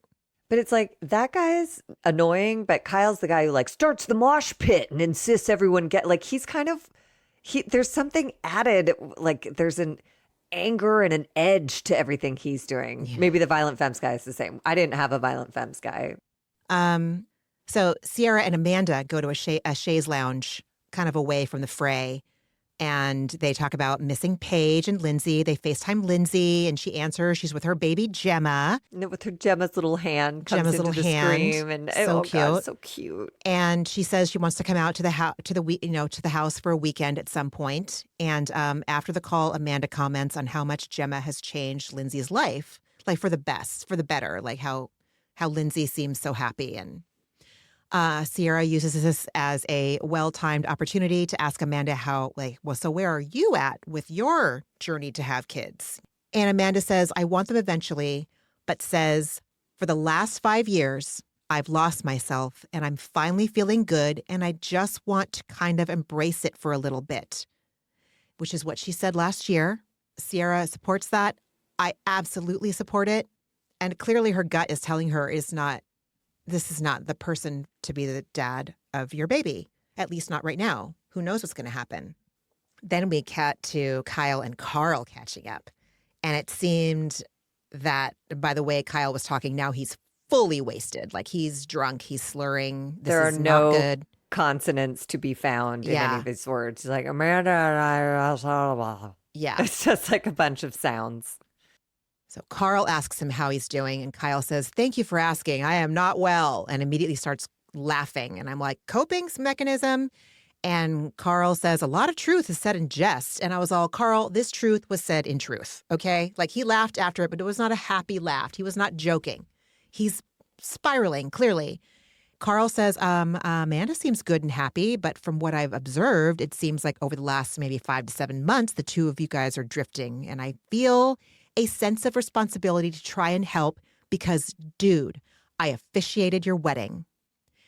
And when Carl said that, I kind of was like, oh, like it jolted me. Carl really just blew my mind with that. He's absolutely right.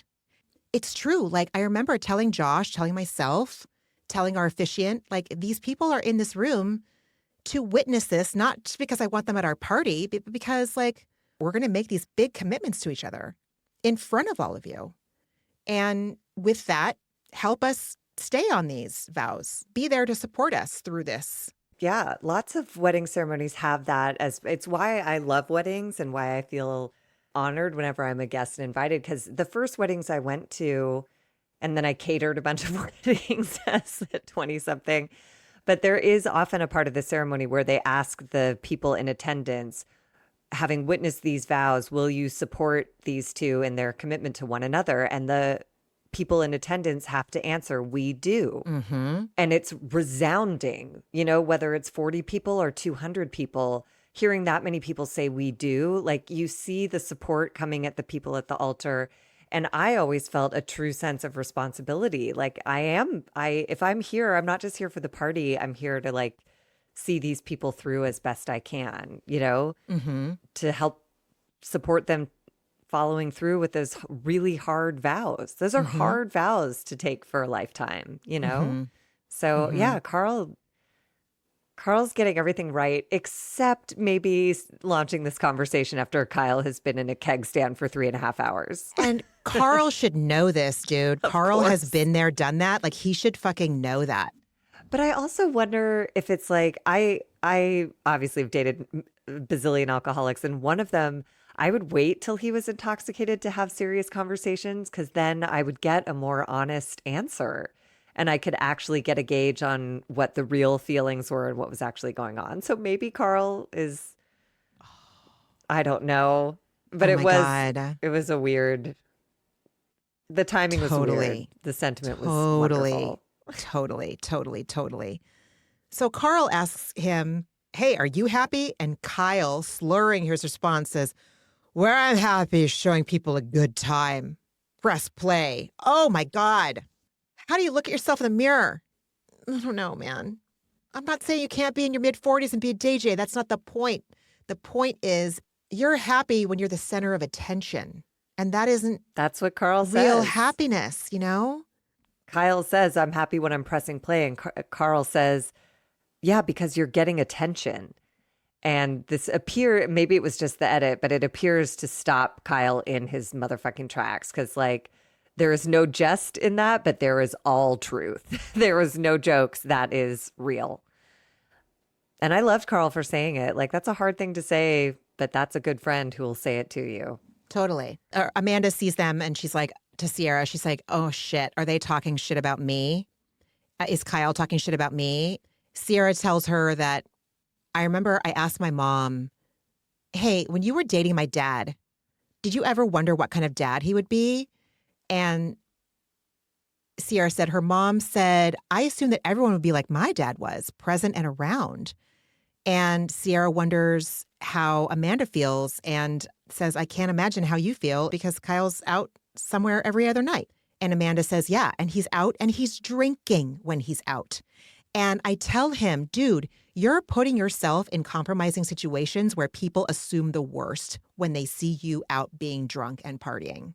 And he's likely doing the worst. Like, yes, she'd mentioned some page 6 item that got squashed. But as we know, what led up to the divorce was images, if not videos, of Kyle passed out at some fan's apartment at 6 a.m. And whether or not he was just passed out or he'd engaged in some other bullshit before then, it doesn't matter. It's like, you're in your 40s, you're married. That's fucking weird. Weirdo behavior. It's so weird. So Amanda shares that the thing that's super tough for her is when the whole internet is rooting for our divorce.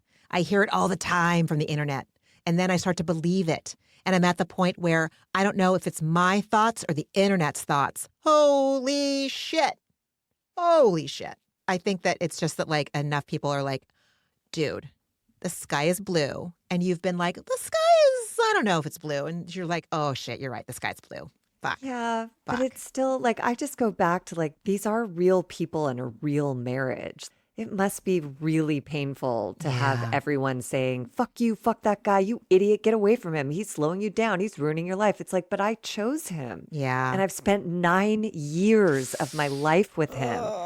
And I committed the rest of my life to him. Do I really just throw in the towel because I'm having some doubts and the internet, who moves on from scandal to scandal in a moment's time? Like, it must be really confusing and really painful. Like, the judgment and shame I would feel if I had to receive comments like that about my relationship, the person I chose. Like, it just feels like, I don't know. This is the part of the episode where I started getting sad. Divorce is sad, man. Yeah. It's fucking sad. Oh, I feel so bad that I'm like not focusing on the sad part for her and I'm just excited for her. No, but that's what friends are for, is to help focus you toward what's next, you know? Yeah. But like the hard part has to come first, and they've already done it, so that's great to know. But just seeing her starting to like walk down that road is like, oh God. Ugh. It's a sickening thing to have to actually honestly consider. After all this work I've put in to make this really hard thing happen, am I gonna fucking, am I done? Fuck. But what's good is that both of them are having parallel conversations. So nobody's in a different place than anyone else. They're both like, it's scary to talk about because it makes it real that I think it's over. So that's good. At least they're aligned. Yeah. So back to Carl and Kyle, and Carl asks him, do you think Amanda's happy? And Kyle slurs, I don't know what's going to make her happy, but I don't know if I can do it. Dude. And when I say it out loud, it becomes a little more real and it scares me. He is being a little bit honest here. But like literally, Kyle, you wouldn't know me if you passed on me on the street in New York. But I know strangers all over the United States of America and whoever else watches Summer House across the world, like we all know what she wants and what would make her happy. She's been telling you since 2016, 2015, whatever. This is willful at this point. I think, yeah, I'm with you. Like the first half of that sentence is wrong. You do know what would make her happy because she's told you explicitly. The second half is right. I don't know if you can do it. Yeah. And that's okay. But like, right. Don't pretend like you don't know. That's what I'm saying. Just Thank acknowledge yes. that you're not yes. you're not the one. So Jesse and Wes are off chatting now, and Jesse tells him that I love Ciara's energy. And Wes looks at him and puts his hand over his mouth and says, same. That's so cute. And is So this when cute. Ciara's like riding the merry-go-round like a stripper? Like she's Probably. like literally having the best time of her life, looking adorable and just like being. Yeah. It's nothing about her is put on at all. And I just, she's just the best thing. She's on the Summer best. House. I love her. So Jesse's stoked because it seems like this summer West and Ciara have a chance at having a friendship, unlike last summer. I think everyone's happy about that. And West shares that he did talk to her about the party, and she expressed her gratitude and excitement about the farm animals being there. And Jesse says, yeah, she mentioned that conversation to me too. And West says, oh, that makes me feel like this is home again. Very sweet. And in his confessional, he says, because of last summer, I've learned not to have expectations about how this friendship and relationship is going to go. If that friendship grows legs, then it does. But I'm not going to put all of my happiness and sense of security into whether or not she's fucking with me or not. That's it. That's all. And it only took him 9 months off. I'm so happy for him. Again, this is episode 1. I reserve the right to get wildly disappointed by these people next week.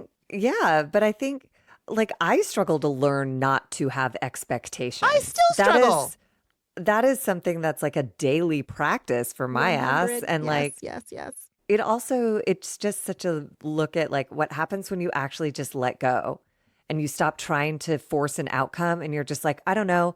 I know she likes farm animals and it fits with the theme. So I'm going to get them, but I'm not going to expect her to give a shit. I'm not going to expect her to thank me. I'm not going to expect her to like them. It just feels like these are things that may exist joyfully in the same world and I'll like it if no one else. You know what I mean? It just like he's releasing all of the need to like, I don't know. And the outcome is great. And that's the part I forget. I think I have such an answer to if this scenario unfolds how I want it to, it'll be great. But if I just like do authentic things and let go of the result, the potential to be disappointed diminishes. And occasionally I'll be surprised and delighted by a positive outcome. Totally. I've had that experience. Absolutely. So they both chat about how much they like Bailey and Levi, and we have a montage of the party winding down, and Ciara and West are kind of flirting in the form of throwing pies in each other's faces, and the core cast jumps into the pool. Amanda is in sheer flesh-colored underwear and bra, and so I guess it could read as skinny dipping. And Kyle sees this and is very upset, and he said it would have been fun if you had told me. Kyle keeps saying, I'm not naked, and Ben is like watching this awkward conversation go down, and Kyle cuffs off saying, unbelievable. Dude. Yeah, that was rough because again, they're both done and they're both hurting each other. Amanda was naked. They were sheer flesh colored. They had to blur out her nipples. They did. Everyone saw her boobs. And West said it. Same. But West said it. He's like, your tits are so out right now, Amanda. Yeah. Like it was a lot and it was daylight and it was like she was doing a thing, and it worked. He got pissed and he was like, you were the only one that's topless. To which I'm sitting going like, who the fuck are you to say anything to her? So like, again, like team nobody and team this relationship is no longer functional. Yeah. Move it along. Yeah. Guys. Team, this relationship is ending, thankfully. Yes. Yeah. Yes. That's the team I'm on for sure. Yeah. But also more team Amanda than team Kyle. I gotta be me. And that's honest. I fucking can't stand this man child. So I was so pissed when I watched this scene and I watched him huffing off saying unbelievable because, Amanda is sending it, motherfucker. Summer is fun and Amanda is having fun. This is what you've been bitching about on my fucking screen for going on 10 seasons now. And you're being a baby bitch about it? Fuck you. True. Guess what? I bet if you jumped in the pool naked or in flesh-colored sheer boxer shorts, she wouldn't give a fuck. She'd be like, Kyle's gonna Kyle. Kyle's gonna Kyle. Anyway, that's it. They showed some scenes coming up, and this season looks super fucking great. And I am so excited. I'm here. Friend, what else did you watch? Say Yes. We might touch on it another time because it was pretty intense. I watched that Karen Huger interview with Andy Cohen, and that was just someone still grappling with how deep into addiction they actually are. So that was interesting. I watched Below Deck Down Under, which was just sort of the other side of the Salt Lake City episode. So that was interesting. I watched Southern Charm, which I'm really talk about man babies. You might lose your mind. It is just a bunch of men aged 35 to 60 behaving like children. The Traitors was great. I actually had a moment of softness for Lisa Rinna in this episode. She weeped a little in a confessional, and I was like, uh-oh, I like you. It happened. After all these years, I softened. And then I watched the Grammys, and I just love that award ceremony. I find it bold and hopeful always. Bad Bunny won Album of the Year and was reduced to tears because I think what's going on in the world weighs heavily on everyone. And he felt something profound as a Puerto Rican person in the, in existing in this moment in time. And I don't know, Justin Bieber is a once in a generation talent. And I know everyone was just talking about his underwear and his tattoos, but like he did something on that stage that was utterly like captivating and showed what a musician and an artist he is. And I don't know, I love the Grammys.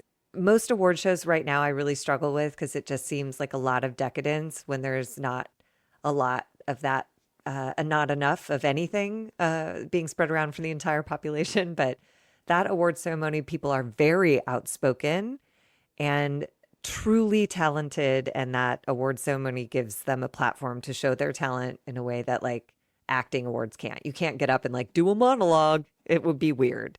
This is like you perform your song and everybody goes like, whoa, you are exceptional and you should be here. So that's what I watched. What did you watch this week? I find that Bad Bunny so fucking charming. Likewise, I find Jesus him Christ. so fucking charming. And I love him. stylish, and his acceptance speech in Spanish. Like he's love just it whenever everything. he hosts Saturday Night Live. I just love him. And I did not watch the Grammys, but fuck ICE. What did I watch? I watched the Karen sit down with Andy, and I have a lot to say too. And if we hadn't already been talking for this long, I would want to talk about it with you for a long time. I'm trying so hard to see other perspectives. I had a really hard time. I had a really hard time watching her, and it did not feel like she got close, but she did not get close enough for my comfort level. And I heard myself, I heard you in my head. It's a process. Sobriety is a process. It's a process. And so maybe she will get to the point where she can say, I'm an alcoholic. Maybe she won't. I also have to ask myself, why am I gripping onto the fact that she has to say I'm an alcoholic in order to be fully Because you saw surrendered? the videos. I did. Yes, Lord. I did. All I know about sobriety is 12-step work. And as other people are experiencing sobriety, long-term sobriety out of those rooms, I don't know how those kinds of people, I don't know what they call their sobriety. I don't know if they refer to themselves as alcoholics. I don't know if they feel a need to refer to themselves as an alcoholic. Does that make sense? Like, I know that like the way she handled talking about her drinking, it was mostly hard for people that come from 12-step viewpoints. I think that's fair because this is why it's tricky, and I should be more cautious myself. You know, one of the traditions is, we maintain our anonymity at the level of press, radio, film, television, and other public media for this very reason, because she did mention AA and NA by name.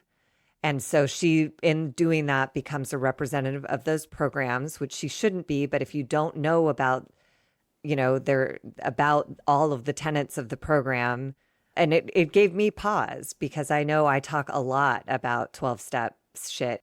In a lot of ways, I'm violating that tradition.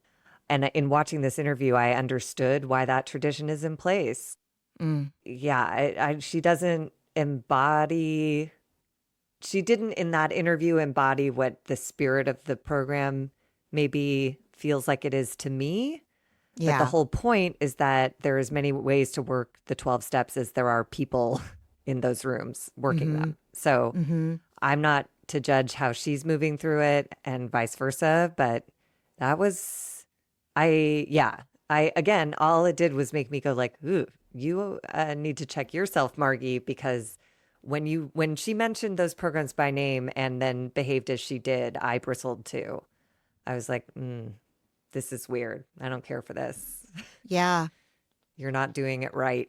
It was wild. It was wild to like focus so much on antidepressants, which to my knowledge, you can't, I don't know about getting addicted to antidepressants that just felt very, I don't know, but she didn't say the name of the medication Which is so because she didn't want suspect, to get which makes me sued. think But I'm it's like, okay, Xanax or, so yeah, what, right. Like, are you talking about like anti-anxiety. anti-anxiety meds? Are you talking about antidepressants? And also, it takes all the onus off her. It's like, well, a doctor prescribed me and got me addicted. And it's like, well, girl, that's not what NA is about. Because lots of people get prescribed pills and don't wind up in addiction. And lots of people wind up in addiction and find other ways to sobriety and healthy, beautiful, balanced lives outside of 12-step rooms. So any path she chooses is fine.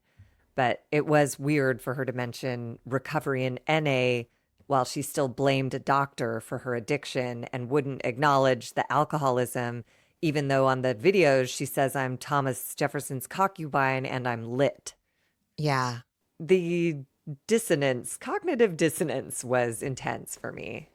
It was hard. It was riveting. I'm glad Andy pushed back in some instances too. He was like, well, 4 DUIs. Well, that was 20 years ago. It's like, I don't give a shit if it was 20 years ago or yesterday. It's still 4 fucking DUIs, dude. I don't have 4 fucking DUIs. You know what I mean? It's not just like the DUI happened 20 years ago and everyone shrugged it off. She's like, yeah, 20 years ago, Ray told me this was a problem. Yeah. When I got my first DUI. And I was like, oh, well, that's something. Because if you get a DUI and it's really like a weird one-off, okay. But if you get a DUI and someone in your life is like, hey, whoa, this is going to happen again if you don't make some changes. Like, yeah. She reminded me of someone I know that can say all the, not the perfect things, but say things. Everything was very measured and deliberate. It was designed to kind of evade any personal responsibility. It was so disingenuous to me. And again, don't try to sell me. Don't try to bullshit me, man. Don't try to bullshit me. Don't bullshit a bullshitter. Don't bullshit a bullshitter, right? So I watched The Real Housewives of Beverly Hills. So far, I'm really riveted by this season. I am so stoked on Rachel Zoe being there. I'm grateful to have more Jennifer Tilly because she's very entertaining. I have noticed that I have started noticing, I'm paying attention to how much she's drinking. I'm starting to pay attention to how much Jennifer Tilly is drinking.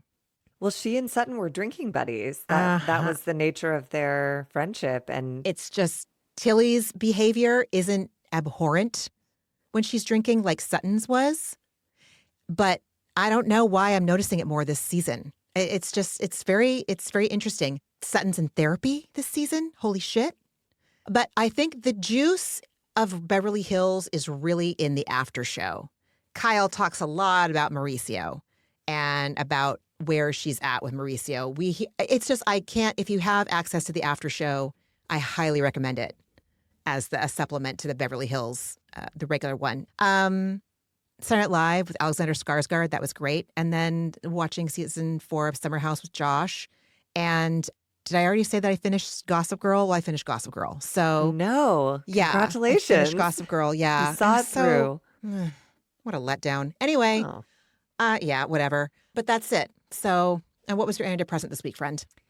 My antidepressant was, I take this workshop class with like groundlings from all eras. And this Saturday, there were some like old icons in the class, which was like just exciting in and of itself. And then this will sound braggy, but I'm practicing like acknowledging what's good in my life. I can get real comfortable like looking at what's going bad or complaining about things that aren't working. Anyways, look at me qualifying this. 2 people who are icons to me approached me after class and gave me some really positive feedback that meant the fucking world to me. And that was my antidepressant. And I hesitated to share it because I don't like sharing anything that could sound like a pat on my own back. And I can't tell if it's me experiencing external validation. But as I was talking about West earlier, I realized that I felt really good in the class. Whether or not they had approached me after, I left feeling like high and excited and plugged in and present for all of it. And it was so fun. And I was genuinely dying laughing at other people that were up there. Like, I had a great class, and that just felt like an added little ornament on an already like lovely tree. So anyways, I'm conflicted about this antidepressant, but that's the truth. That made me feel happy and a little bit high this week.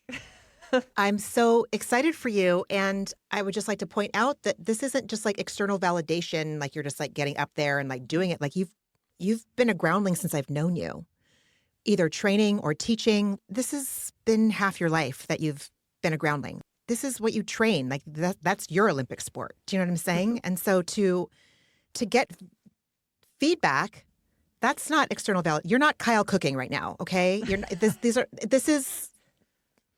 it's real, Margie. Yeah, and I didn't seek it out. I think that's what's different. That's it's like Kyle what I Cook was is trying to say, seeking yes. something out, and like I was literally walking to my car, and these people stopped me. Like I Yeah. didn't linger or do anything weird. So that was lovely, and that is rare and special for me. And Oh, what was God damn it, I your wish I could have seen it. antidepressant this week? My son turned 10 on Monday. Ah, It's been so emotional. My mom had surgery last week and I was up in Portland with her and my sister and my niece and my friends. And it was great to be with them. And also, like, it wasn't super fun. I was glad I could be there and help, but like, I was worried about my mom and I was trying to help her feel comfortable. It wasn't like I've never done that before. Like I haven't done anything like this before with my mother. I've been having like a hard time kind of like coming down from that, and also like having my kid turn such a big kid age. Like it's an antidepressant, but it's also like it's been a real trippy week. And I also, I'm not trying to brag, but I want to give myself some kudos that like, yeah, in the past, historically, I may have come home from this trip and wanted to just be in my bed for 3 days to just kind of like decompress / avoid how like much has been going on in the last week. But I didn't. I got myself out of the house yesterday in a cute outfit with makeup on to meet a friend for lunch. Imperfectly showed up for my commitments this week. And it's only Wednesday, so I guess that's okay. And I've got plans tomorrow and Friday, which might not sound like a big deal to other people, but to me, any reason to get out of bed is a good thing for me when I'm in this space where it's like I could either like succumb to the big feelings and like pull the covers over my head literally, or I can have the big feelings and still leave the house and do the things I need to do. I guess I am changing. It's progress, not perfection, right? So yeah, that's it. that's huge. And Anyway, yeah. I'm so fucking glad to be back here talking with you, though. But it would not have been Congratulations. feasible to record last week. I would not have been able to Of do it. course not. No. Yeah, But so. congratulations on being a mom for a decade. Dude. Like that's 10 years. You've put in a decade of raising a human being. Yeah, That's a huge deal. yeah, it is. Yeah. All I can see is what I've done wrong. All I can see It's is so what I funny would have because done I was differently. just All I about to can see that. say, you always tell Leo, like you say, what's my job? And he answers your question with like, what is it to keep me healthy and protect my body? Take care of my brain and my body. There we And I'm like, go. that's my So job. if that is your job, I would say you're acing it. Yes. If you've got a 10-year-old who's in great physical and mental health, done and done, ma'am. Yeah. You've done, Yeah. whatever's gone wrong, a lot has gone right. He's a So, happy kid that skips around the house and hums. So you're right. Yeah. You're right. Yes. I project. I can only Of project my course. childhood onto his. I don't know what his experience is like. Again, my whole theory is just new trauma, as long Oh. as you don't pass down the same shit. It's a human experience. Everyone's going to have to manage something, experience some degree of suffering. That's just like, I haven't met a soul who hasn't yet. And Yeah. the best that we can do is help the next generation not have the exact same shit that we had, Yeah. So Yeah. progress, not perfection. Thank you, friend. I appreciate that. I'm not having a good time being compassionate with myself. I know, but you're In the doing last great. And here's 48 how I know, hours. because Leo. Okay. Yeah. Well, thank you. And thank you for the sweet messages on Monday and the pictures. It was really Oh, yeah, I know. Hmm. Everybody, thank you so much for rolling with the punches and giving us the grace of not being here last week. I appreciate that. And I'm really happy to be back talking to you, Margie, and I'm talking about these young people. Everybody, it is, how do I say this? I'm going to tell myself what I need in regards to resilience right now. What am I trying to say? Find joy where you can. Rest, rest, rest, rest. We are just being hit nonstop with just trauma from everywhere. And it is such a hard time to be a human. Taking a break from the news is absolutely okay. It does not mean that you don't care. You absolutely do. And you need a break to protect your poor nervous system right now. And I say this to myself. I say it to everybody listening. Just, you don't have to bootstrap yourself through this timeline. Rest, watch a Bravo show, nap. It doesn't mean you don't care. You care. I care. I can't go into despair. And that's exactly what they want. So resting and taking care of yourself is an act of resistance in itself. When you feel resourced, you can go forth and continue to fight for what's right in the way that you do that. And there's lots of different ways you can do that. And that's all I'm going to say without sounding preachy.